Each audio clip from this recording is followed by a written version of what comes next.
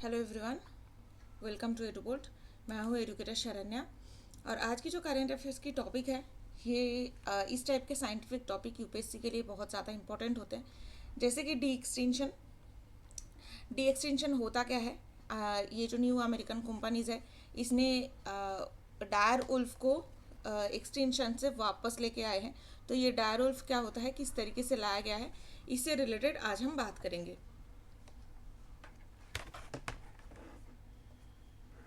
तो एडुबोल्ट एक ऐसा प्लेटफॉर्म है जहाँ पे आप 1-to-1 मेंटरशिप को अवेल कर सकते हैं। यहाँ पे मैं एडुकेटर शरण्या आपको environment, internal security, agriculture, science and technology and मेरा जो ऑप्शनल है जूलॉजी, इसके ऊपर मेंटरशिप प्रोवाइड करती हूँ। सेशन बुक करने के लिए सबसे पहले आपको साइन अप करना है अपना मेल आईडी को यूज़ करके। एडुबोल्ट के वेबसाइट पे आपको ये साइन अप करना होगा। देन आपको फाइंड मेंटर सेक्शन पे जाना है एंड आप मेरा नाम चूज़ कर सकते हैं। इसके बाद आपको एक बुकिंग टाइम सिलेक्ट करना होगा जो आप अपने टाइम के हिसाब से या फिर मेरे टाइम के हिसाब से कर सकते हैं। देन आपको सेशन ज्वाइन करना है, आपके पास लिंक और बाकी सारे डिटेल्स आ जाएगा। Okay, so coming to the news. ये न्यूज़ है कि यूनाइटेड स्टेट्स में रिसेंटली एक बायो साइंस कंपनी है, बायोटेक्नोलॉजी की कंपनी, जिसने ये क्लेम किया है एक एक्सटिंक्ट ओल्ड स्पीसीज को, डायर उल्फ को, इसने वापस लाइफ में लेके आया है। तो कंपनी का जो नाम है कोलोसल, इसने सक्सेसफुली रिस्टोर किया है जो एक टाइम पे इरेडिकेट हो चुका था, एक्सटिंक्ट हो चुका था, एक मैमल स्पीसीज है। इसे साइंस में डी एक्सटिंक्शन कहा जाता है। एंड ये जो स्पीसीज था बेसिकली ये Game of Throne TV series में बहुत फेमस हुआ था।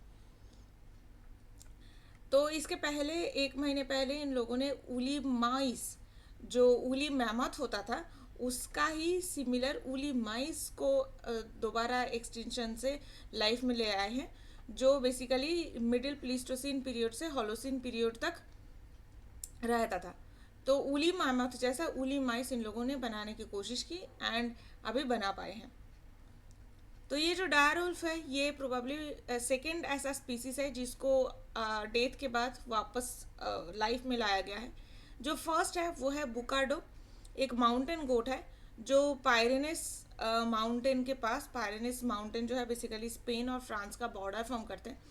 तो इस माउंटेन में मिलता है माउंटेन गोट, इसको डी एक्सटिंक्शन के थ्रू वापस लाया गया था। तो ये जो है this is dire wolf picture, जो आपको याद रखना है। अब डायर उल्फ के बारे में कुछ कुछ चीज़ें हमें जानना होगा। ये एक बेसिकली लार्ज कैनाइन स्पीसीज है। कैनाइन मतलब डॉग का स्पीसीज। तो डॉग, उल्फ, हाइना ये सारे डॉग स्पीसीज में आते हैं। एंड कैट स्पीसीज में आप सबको पता ही होगा कि tiger, lion, big cat, leopard, cheetah, puma, jaguar ये सारे लार्ज कैट स्पीसीज में आते हैं। तो मोस्टली क्या है, ये यूएसए और कनाडा के, सदर्न कनाडा और यूएसए में 13,000 साल पहले तक मिलता था।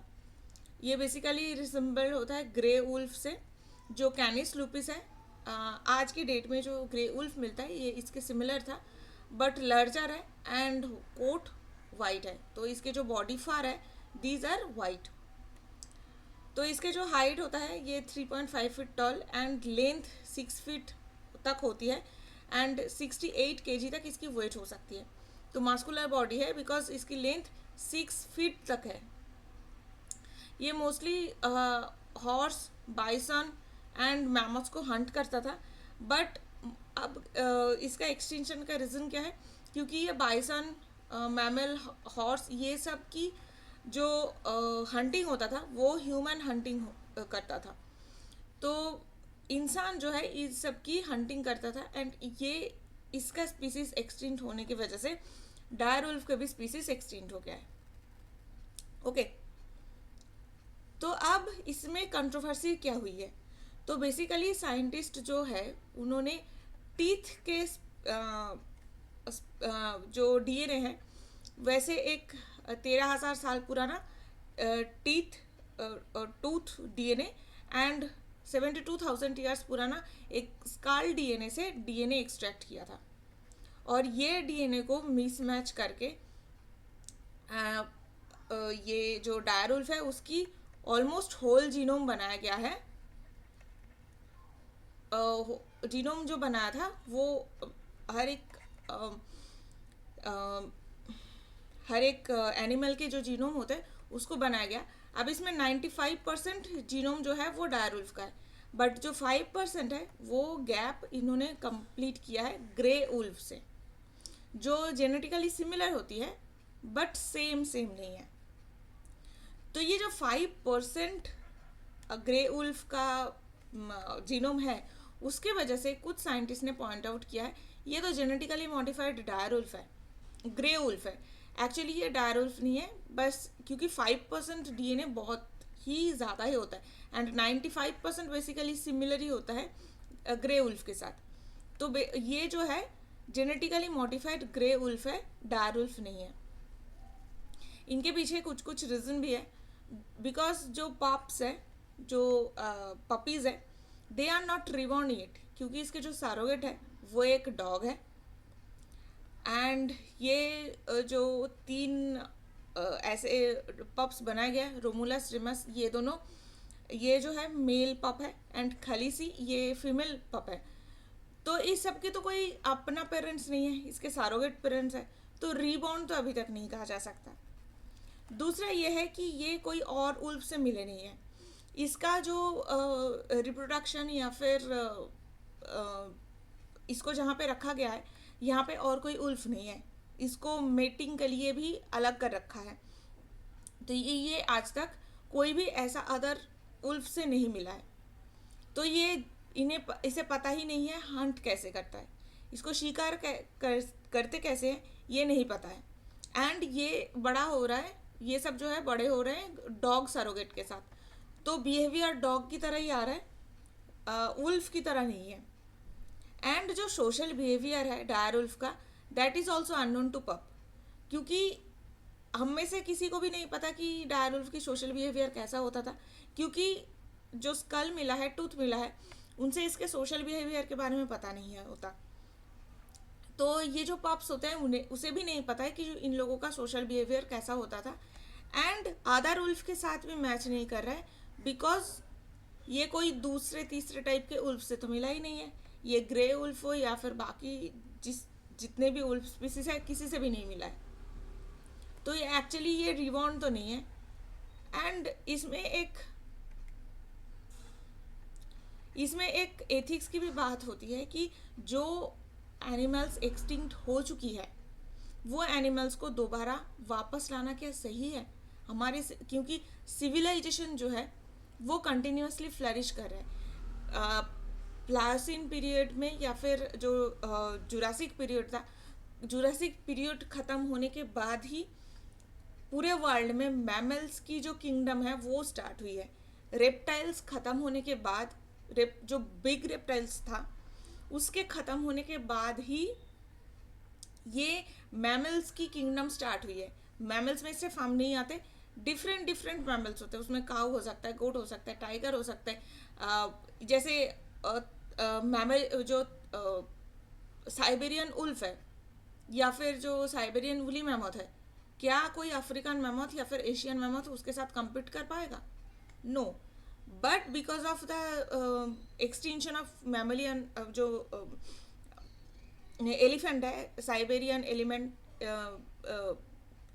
मैमथ है, उसके वजह से उस एरिया पे बाकी जो बड़े बड़े एनिमल्स हैं उसका मतलब उसका जो बर्थ है वो ज़्यादा हुआ, उसका पॉपुलेशन ज़्यादा बढ़ा।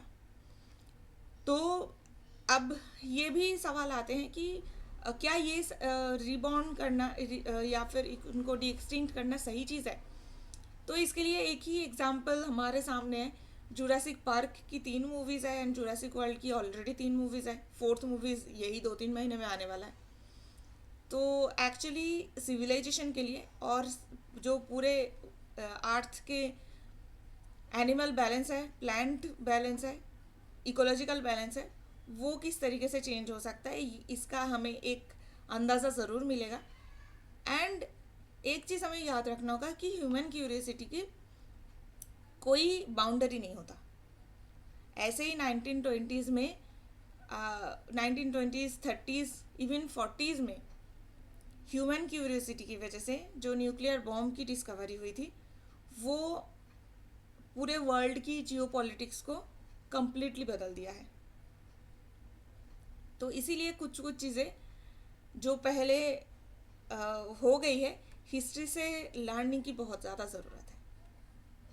सो that's it for the day. Edubolt app में आप लोग मेरे साथ और 1-to-1 मेंटरशिप ज्वाइन कर सकते हैं, जो Google play store and Apple store में अवेलेबल है।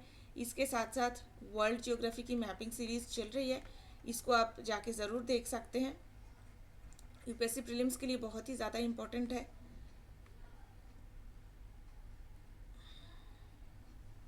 एंड एडुगोल्ड आईएएस की टेलीग्राम चैनल को ज़रूर ज्वाइन कीजिए, इसमें आपको कंटिन्यूअस मेंटरशिप मिलता रहेगा।